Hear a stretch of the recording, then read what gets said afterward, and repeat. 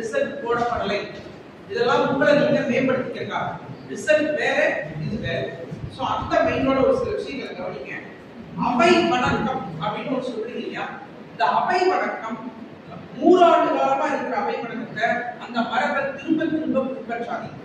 வள்ளலார் மரபை நம்ம பின்பற்றணும். ஆனால் அரப பழசா போன மரபுகளை வள்ளலாரே எதிர்க்கிறார் இல்லைங்களா? துறவுல ஒரு புரட்சியை ஏற்படுத்துறதுதான் ஒரு புரட்சி துறவின்னு சொல்றோம். அதனால நடுவர்களுக்கோ தமிழக முதல்வருக்கோ அங்கிருக்கக்கூடிய அரசு அலுவலர்களுக்கோ நீங்கள் ஒருபோதும் சிறந்தாழ்ந்து வணக்கம் சொல்ல தேவையில்லை. அது உங்களுடைய ஆளுமையை குறைக்கிறது. இது எங்களுடைய கருத்து.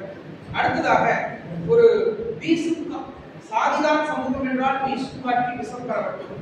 இதை சொன்னது யார்? அத ஒரு சிலர் மாற்றி சொன்னீங்க. அதுல கவனமா இருக்கும். அந்த இடம் ரொம்ப முக்கியமானது. சாதிதான் சமூகம் என்றால் வீசும் காட்டி விஷம் பரவட்டும் என்கிற வரியை மிக முக்கியமான ஒரு தமிழ்நாட்டிலே கவிஞர் சொல்லி இருக்கிறார் என்றால் அதை பிள்ளைகள் தவறாக திருப்பி சொல்லக்கூடாது. அது ஒட்டுமொத்தமா இந்து சமய அவையிலிருந்து நீங்க போறீங்க. அப்ப டிபார்ட்மெண்ட்டுக்கு அது ஒரு பேட் டைம் கிரியேட் பண்ணும். எந்த ஒரு விஷயத்தையும் ஆதாரத்தோடு அரசாங்கத்துக்கு நாம பதிவு பண்ணணும். அதனால அந்த விஷயத்துல கவனமா இருக்கு. அப்புறம் பாரதி ஒரு கருத்தை சொல்றார்.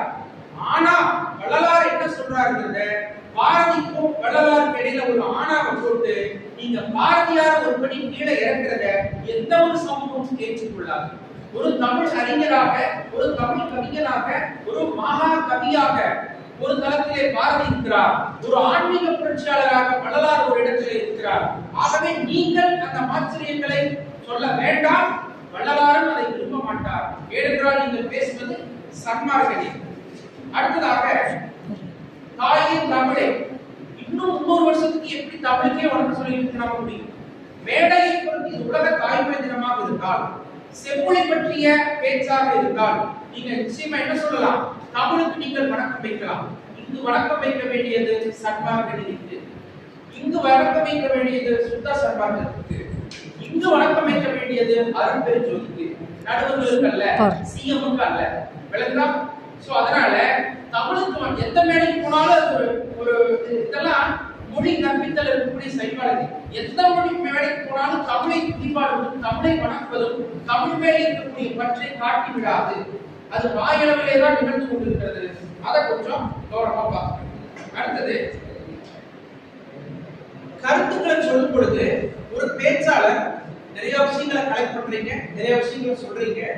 உங்களால என்ன ஐடியாலஜி அதுல கொடுக்க முடியும்? அதுல ஒரு 4 குழந்தைங்க மிஸ் பண்ணீங்க.